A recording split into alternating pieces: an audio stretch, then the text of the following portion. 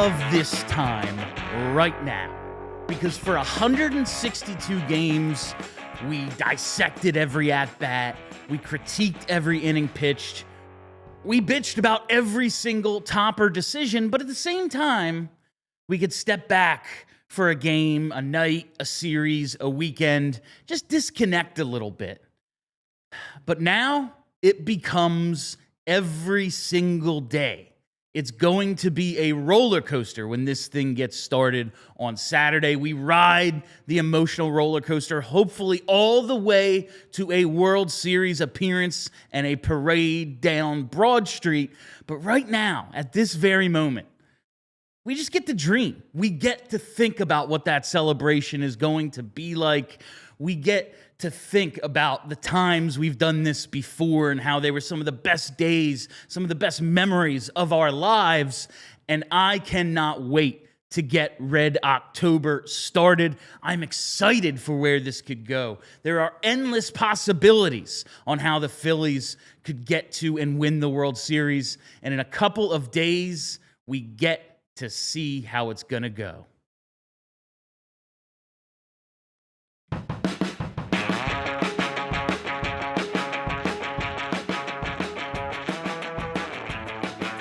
Hey, everybody, how you doing? Well, that's good. Welcome to Philadelphia Live in the Xfinity Lounge. My name is Bill Matz. I'm your director of fun and games for the afternoon.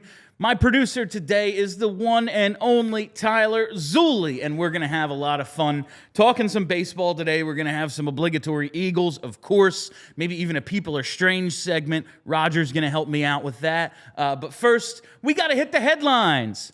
And we actually have an interesting one here. Kirill the Thrill, that's right, Kirill Kaprizov has signed the richest deal in the history of the National Hockey League. 8 years, $136 million.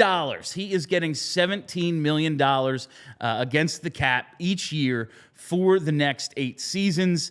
It is it's a huge contract. Now, I know a lot of Flyers fans out there kind of living in a world, well, he turned down the $16 million a season. Maybe he just wants to be a free agent, and that would be a nice Russian buddy to bring in for Matvei Mishkov.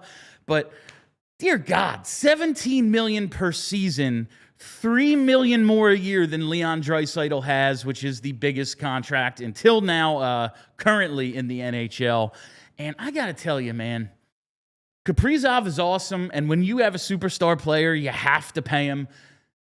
I don't know if I'm doing it for a winger. I don't know if that might be a little rich. That might have been a little rich if it was going to take $17 million. You look at the percentage of the cap, Tyler, and it's going to be almost 16.5% of the salary cap. There is a league maximum in the NHL. You can only get, when you sign, whatever 20% of the salary cap is. McDavid right now is at 15.72. Ovechkin's mega deal was 16.82%. So that was still a little bit more of the percentage of the salary cap. But like Ovechkin also rescued a franchise that probably shouldn't have even existed at that point. They almost moved a bunch of times. It is expensive, man. And now I know, we always say on PHLY Flyers every day, 4 p.m.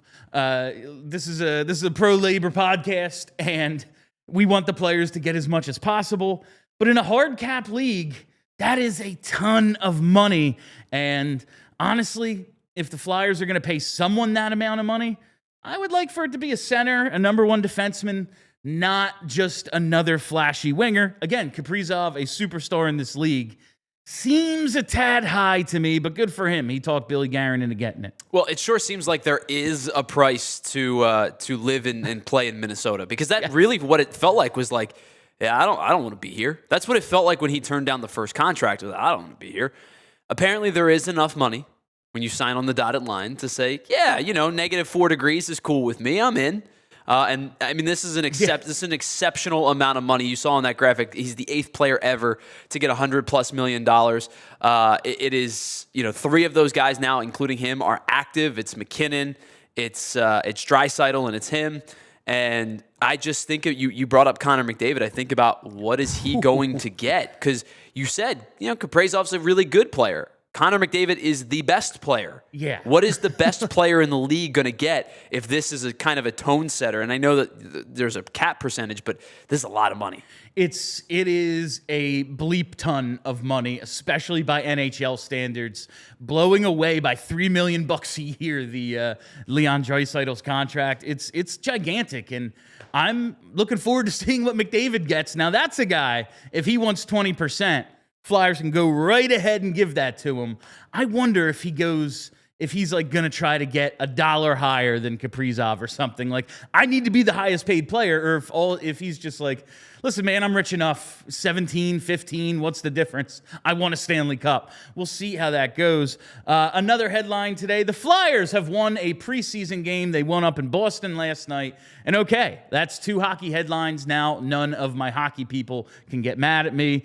And finally, the Phillies are co-favorites to win the World Series. Checked out the BetPark Sportsbook just a few hours ago. Phillies and Dodgers both plus 450 to win the World Series over at BetParks. And you see behind them, Seattle, Milwaukee, the Yankees. Phil's Yankees is my pick. They're plus 700, so we will see how that goes. But, man,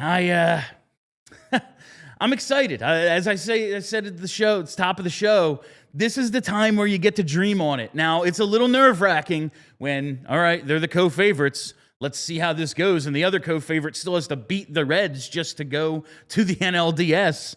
Dodgers are huge favorites in that series. Minus 305 to beat the Reds. And they are, Vegas at least, or BetParks, is expecting a sweep. The over 2.5 games in that best of 3 is plus 110 on BetParks. So we're looking at that. Phil's Dodgers, very likely for the next round, at least based on the odds. Whew, co-favorites to win with what is likely going to be their opponent in a few days, Tyler. How are we feeling? Yeah, I think I said this on Monday or yesterday. I think I still believe that the Padres are a really, really good team, but I think the biggest difficulty for the Phillies is going to be if they have to play the Dodgers in a shortened series because, as you brought up, right, if the Dodgers do sweep, if they win games 1 and 2 and send the Reds home, you know who starts game 1 of the NLDS? Shohei Ohtani. They'll get to go to Tyler Glasnow. They'll go back to Yoshinobu Yamamoto and Blake Snell. It's a really good pitching staff that's healthy. Not to say that the Phillies don't have a great staff of their own. Their 3 lefties are going to carry them as far as they possibly can, and they're not going to have to play these 2 games or 3 games that the Dodgers are going to have to play. But I think the 2 realities the Phillies live in, and I think these are probably the 2 most likely outcomes, are they go to the World Series, result pending, or they lose in the NLDS to the Dodgers. I think if they get to the NLCS, they're going to go to the World Series. But I think getting to the CS is going to be very, very difficult. Yeah, the Dodgers, again, co-favorites to win the World Series. It's likely that is their opponent in the NLDS.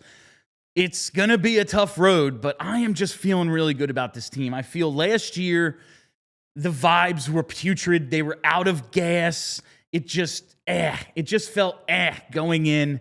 And it was kind of fatalistic. The Mets had their number. It just didn't feel great. And now it just feels a little different this year, Tyler. I very much believe as long as they get through the NLDS, whoever it is, that the road is paved at least for a World Series appearance. And once they're there, hell, might as well win the thing. All right. On that note, we have some Eagles to talk about. I want to talk about killer squirrels and some NLDS memories as well. But right now, we got to take a commercial break.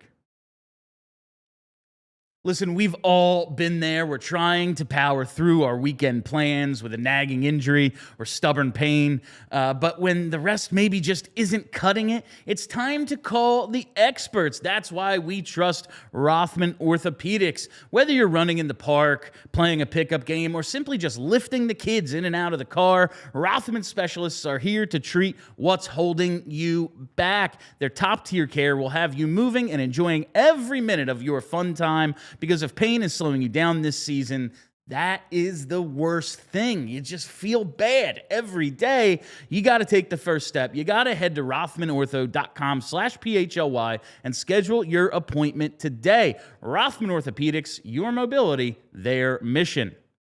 Hey, Bill, do you know what's going on right now? At 12:08 was the start of that. What is going on right now? Baseball. Oh! How about 3:08 and 6:08 and 9:08? If you call yourself a baseball fan, you have to get in with our friends at Xfinity because they offer you incredible 4K sound and crystal clear optics that are going to make you feel like you're right at the ballpark. You have to get this Xfinity app, and Xfinity, if you are planning on watching all of the postseason, college and pro football, and the pro hockey is about to start, pro basketball is about to start. As Anthony said this morning on his show, October is sports euphoria, and we have a really great seat right in your living room to watch all the games, and that's with our friends over at Xfinity. Now listen, if your friend says they got a great setup and it's a mess, lagging, buffering, switching, tell them if you're a big fan, you have to switch over to Xfinity because it's the perfect fan flex. And like today, you may not need to watch all 4 games at once, but you might want to watch all 4 games, and you can do that with our friends over at Xfinity. So next game day, make sure that the big fan in your life isn't a big fail. Learn more at Xfinity.com. Xfinity, imagine that.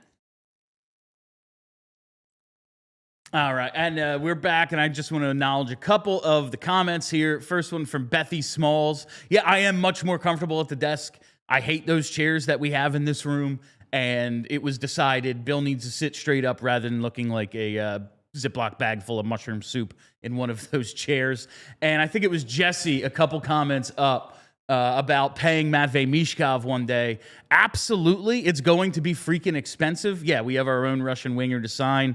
Hopefully, after this season, when he is eligible for a contract extension after his entry-level deal expires, they're able to get him on that long-term deal, because when you sign a guy who's just a restricted free agent, when you sign him earlier, you're not just buying all UFA years. You're not just unrestricted free agent years. That keeps the price down. If they can get him at like 8 to 10 rather than 15 to 20, that would be freaking huge. Players seem to be smartening up, but guys do this all the time, kind of sign away their primes ill-advised. Like Jack Hughes signed through his whole prime at like $8 million.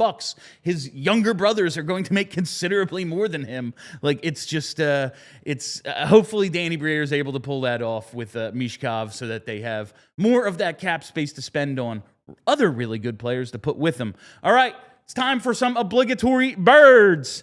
We gotta talk about this AJ Brown thing. So he tweets after the game on Sunday. He tweets a Bible verse: "If you're not welcomed, not listened to, quietly withdraw. Don't make a scene, shrug your shoulders, and be on your way." And this is, I gotta tell you, exactly.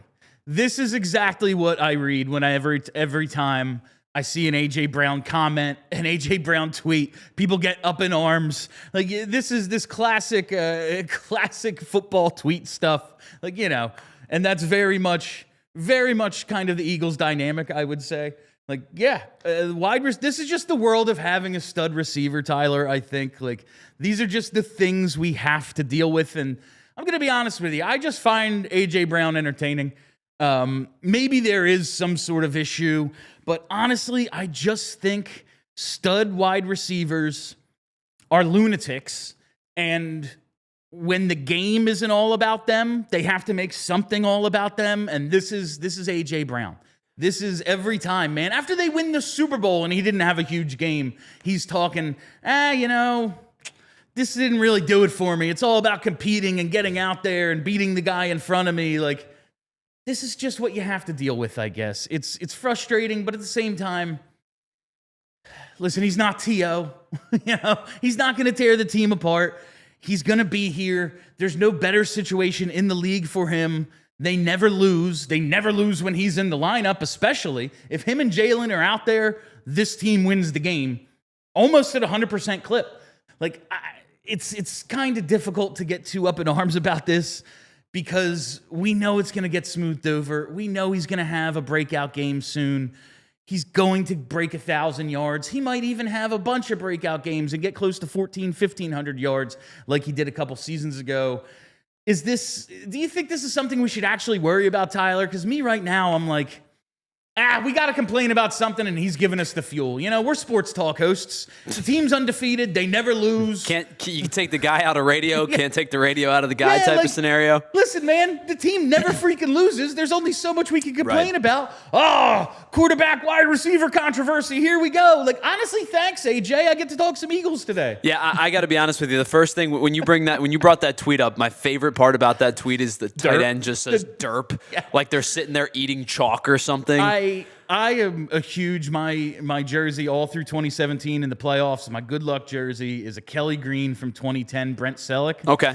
But whenever I read that, I just think of Brent Selleck's face. That's just what I picture. Apparently, that's how all tight ends are lumped in. But to your point, like, we've now seen some iteration of this, like 3 straight seasons. Like, maybe he has some kind of ill will towards Kevin Patullo. Maybe he's unhappy with the target share. Maybe that's real. Maybe it's not. But I'll be honest with you. 2024, the Eagles won the Super Bowl, and we were talking about a motivational quote book. 2023, they started 10-1, things fell apart, but there was a conversation about this. And now in 2025, they're 4-0, and we're talking about this again. Like, wide receivers are just interesting guys, and I think A.J. Brown is one of the elite receivers in the game. I think he wants to be one of the elite receivers in the game, and when you look around the league and he sees guys like Puka Nacua with 12 catches last week and Jamar Chase and Justin Jefferson getting fed, I'm sure there's a part of him that says, hey, this really stinks that I'm not getting my target share and I'm not getting my level of competition that I expect. This team, all they do is win. And all they've done now for 3 years is win, even in the demise season of 2023. Like, 2022, they go to the Super Bowl. 2023, they start 10-1, have a bad end. 2024, they win the Super Bowl. 2025, they start 4-0. They're one of two undefeated teams left in the league. Like, I don't care if he has some things to say if this team continues to win football games. That's the thing. Like, all right, the guys, he wants his target. And I do think they need to figure out ways to get him the ball just because it'll make the offense better because he's awesome. Like watching that Bengals game last night, it's a 3rd and long. They find Jamar Chase just on a little crosser underneath. And no, he doesn't pick up the first down, but he got a target, got a catch, picked up a bunch of yards, and had a chance to maybe make a play. When I'm watching them with all the cowards draws on 3rd and long, I'm thinking, Patullo, this is your chance. Pad his stats, and hey, maybe he converts one. Because again, he's bigger, stronger, and faster than basically everybody out there. Maybe give him a chance. Just a thought. But it's hard to get too nuts. And honestly, thanks, AJ. You're giving us some content. All right, I want to hit this People Are Strange story we have today. Pretend the Doors are playing in the background. Because there's a vicious squirrel on the loose, Tyler. I read this in the Associated Press the other day. Residents of a San Francisco Bay Area city are on the lookout for an aggressive squirrel that has already sent at least 2 people to the emergency room for medical treatment. There are flyers up all over town. It's a picture of a flying squirrel. It says, "Attack squirrel beware. This is not a joke. More than 5 people have been attacked by a very mean squirrel over the past few days on Diablo Circle and Mount Luzon." I'm sorry, what? Apparently, this is not an Onion article? No, this is a real article about an individual squirrel who is terrorizing the residents of this Bay Area town, and he has sent 2 people to the emergency room. 5 have been attacked. And this reminded me of at Temple when I was there. Don't want to say when. No, it was 2000 to 2012. It was a nice 5.5-year program for me. Basically, every day I ate at apparently what they call the 12th Street vendor pad now. But We just called it the Wall then. It was just a wall of like different pizza places and places to get wraps and salads and whatnot. I always ate at Fame's Famous Pizza. That was my spot. But the squirrels there were no joke. They were like seagulls just kind of coming up and taking stuff from you. But they never like bit people, I don't remember. And they were big and they were fearless. But I don't remember ever like fearing the squirrels. It was just kind of like, yo, get away from my slice of buffalo chicken pizza. This is mine. I don't remember fearing them. Now, you went to Penn State. A little bit of a different situation. Were like the mountain lions there a particular nuisance? No, honestly, this is an incredible story. I don't think I've ever heard anything like this. Like, we were pretty safe from these kind of problems. I mean, you get birds, right? But like, this is wild. This is absolutely wild. All right. I got this photo for you. I got to pull this up for you. The photo is so freaking. Yeah, there's the. Like somebody mounted that on like a pole, like a telephone pole. These are everywhere. These are all over town. Like, look out for this squirrel. It's happening. Take cover. So hopefully they apprehend this squirrel. If there's another reported attack, the Humane Society is going to get involved. Very mean squirrel is my favorite headline I think I've ever seen. Like, not aggressive, like not vicious. It's very mean. I do appreciate that. All right, we got to get to some NLDS memories and on this date on the other side. But right now, I've got to tell you about Bet Parks. Whether your favorite team wins or not, there's always another way to win on the Bet Parks online casino app. It's the only app I use to play all of my favorite casino games. Recently, been playing Huff and More Puff. Just a couple of minutes of downtime. Why not have a little fun? Maybe see if I can come away a winner. Give it a couple of spins. I think you'll enjoy it very much as well. But they've got all the classic casino games. We're talking craps. We're talking baccarat, poker, blackjack, roulette, everything under the sun. Plus other slots like 88 Fortunes, Cleopatra, and slots based on the Goonies, based on Breaking Bad. Whatever your desire, you can play awesome casino games at Bet Parks. And right now, new users get up to $1,000 casino bonus back if you're down in the first 24 hours. Super easy. All you got to do, go to betparks.com, download the app right now, and enjoy all the action and excitement from the casino at your fingertips. You must be 21 and in PA, Jersey, Maryland, or Michigan for Bet Parks. You love to play. You play to win. You bet. Bet Parks. Gambling problem? Call 1-800-GAMBLER. All right, let me tell you about our friends over at Ace Hardware and Ace Hardware Home Services. Whether you have a leaky faucet or an outlet that you need fixed or something more serious like your heating, as the weather's starting to cool down a little bit. It is almost October tomorrow. You're going to start getting into the cooler months. You don't want to be cold in your own home because your heat's not firing on all cylinders. You check in with our friends over at Ace Hardware and Ace Hardware Home Services. They offer you incredible service. You know that they're going to bring you the finer details and not get the job won't be done until you are satisfied. But they also offer you experience and understanding, and they work and live in your community, so they know that when your house shines, their community shines. So it's this whole community effort with our friends over at Ace Hardware and Ace Hardware Home Services. They bring that helpful folks feel that you know and love from the store right to your front door, all the way from Philly to the Jersey Shore. Head on over to acehardwarehomeservices.com to get started on your next project today. Seems like the chat really liked People Are Strange today, and I appreciate Ray actually putting up the lyrics to People Are Strange. That song would just play underneath my segment when I did it on overnight radio. Because, damn copyright strike. Yeah, we could just do it because it was 2 a.m. No one was probably going to say anything. All right, let's talk a little Red October, and let's talk some NLDS memories. If you have NLDS memories, I'm going to do that leading up this week to the Phillies and maybe Dodgers, maybe Reds. We'll see. Series that first pitch will be on Saturday. Tyler and I doing postgame for that, so it's going to be a good time. I want to go back to 2010. I want to go back to Game 1 against the Reds, who we might see again 15 years later. Doc's no-no. It was, of course, his second no-hitter of the season. He threw the perfect game against the Marlins.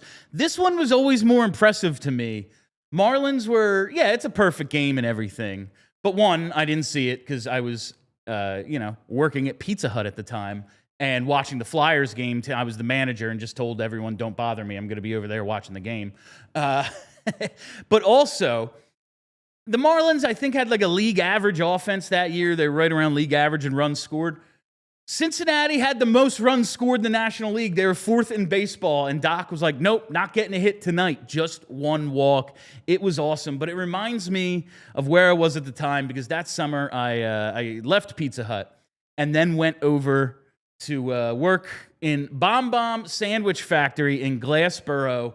It was my buddy's restaurant. We opened it up that fall, and it was a great time. Now, of course, my buddy's family owned Bomb Bomb in the city. It closed recently. They'll be reopening with a new owner. Still Bomb Bomb. Go check it out. This week it opens. But anyway, it's 1 out in the 9th inning. I always remember this very much. Distinct memory in my mind. Pretty slow night. Everyone had already got their food for the game and everything. With 1 out, some unsuspecting customer just walks in, and it's just me and my 2 buddies standing, staring at the television as Doc is trying to complete this no-no. And he's just standing at the counter silently, but staring at us because we're not acknowledging this customer. And we'd been open maybe a month at this point. We waited the full 2 outs, and then we celebrated, and then we went behind the counter and took the guy's order. And looking back on it, a month in, it's not crazy to me that we went out of business inside of 3 years. Not crazy to me. Now, Bomb Bomb in the city opened for over 50 years, reopening again, but the one that me and my 2 drinking buddies opened didn't make it 3 full years. He didn't complain. He stayed and didn't complain. He understood what was going on, but also he stared at us like he was timing us in his head. So I will say this, as a member of the non-complaining portions of the millennial age group, yeah. I am the guy that's like, I don't need to cause any trouble, because I don't need somebody, especially with people that serve my food, I don't need somebody spitting in my food or something. But I think in that scenario, I probably would have been like, dude, I get it, man. Take your time. No rush. Also, this was probably 10 whole minutes, because you got to remember 2010, this is well before pitch clock. This was going on. He comes in with 1 out in the 9th, and he just has to wait for us, because before I'm trying to keep my business afloat, I am a Phillies fan. All right, and that gets us to the final segment of the day on this date, because speaking of all-time great Phillies memories, September 30th, 2007, the Phillies complete the comeback. J-Roll gets, remember that 20th triple? We celebrated the Mets collapse the other day, back in, June 22nd. They had the best record in baseball, and they're like 20 games under ever since. Well, this is the original. The Phils were 7 back in the NL East with 17 to play, and they came all the way back. We remember some of the epic series, the big walk-off to complete the 1 sweep in Citizens Bank Park in July, or maybe it was August, but this was it. Earlier in the day, the Mets blew it. Tom Glavine, who famously chose the Mets over the Phils in 2003, he gives up 7 runs to the freaking Marlins in a game they just had to win, and the Phils come out and put it away. What an all-time day at Citizens Bank Park. I got there early. My friends and I had the Sunday ticket plan, so just so happened we were going to get to be there. And I just remember sitting in my seat in left field and looking over to the out-of-town scoreboard, and we're all just looking around like, are they effing with us? Is this really what's going on? Is it just seems like the Mets are going to completely fold, and all the Phils have to do is beat the freaking Nationals?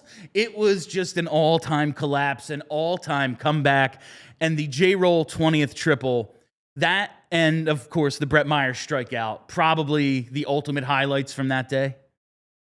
Yeah, I think so. I mean, the Brett Myers strikeout, the first thing I remember, I always think about with that strikeout is he goes to celebrate, and Chris Coast launches his mask into the air, and I'm like, this is going to hit somebody.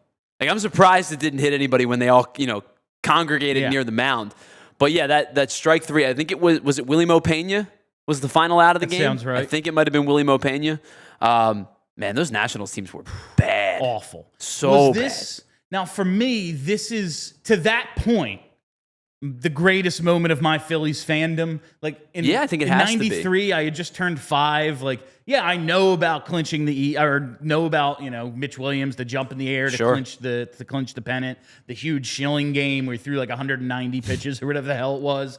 But I don't remember any of that. The only thing that comes close for me, like when I was a fan, is the NL East race with the Braves in 01 after they came back from the 9/11 stoppage. Like that period, that race is the only thing that even comes close, and they freaking lost. Like, so it did, like, this is definitely, to that point, my top moment as a fan. Yeah, so I was born in December of 93 after the World Series. So my first playoff experience was 2007. I mean, there was obviously, 06 they got a little close. I think it was 04 they were close as well. They had a couple of runs where they were a game or two shy of the wild card. But 07, I would have been, closing in on almost being 14. I was 13 when they made the playoffs for the first time. And I think it's so comical because this is such a loser organization in terms of how many times they've lost and how many games they've lost. I was 13 the first time the Phillies made the postseason. My father was 13 the first time the Phillies made the postseason. And my son was like, I don't know, 6 days old. And I'm like, and not only that, but does he have a Super Bowl under his belt already? And I'm like, you're spoiled. You're spoiled. You don't know what it's like to suffer as a Philadelphia sports fan. Yeah, that's my in-laws. They had twins in like August 2017, and so after the Super Bowl, they put out like a Facebook post or something like, "We had to wait 6 whole months for our first Super Bowl." I was like, "Am I jealous of children? Am I jealous of babies right now?" Yes, you are. But, yeah, all right. So that will do it. Make sure you share your NLDS memories with me at Philadelphia PHLY on Twitter or Philadelphia PHLY at gmail.com. You want to send a voice memo, however you want to do it, send them to us and we'll share some throughout the week as we get ready for Red October. But that's it for us today. Make sure you follow. We are so close to 50,000 followers here on YouTube. Hit that subscribe button. Make sure you get all of our shows and set that reminder bell so you know it whenever we go live. Follow me on all the socials and follow the podcast. Just search Philadelphia. That's it for us today. Thank you all for listening. Thank you for hanging out. I am Bill Matz. Thank you to Tyler. Be excellent to each other. We all silly like the mayor.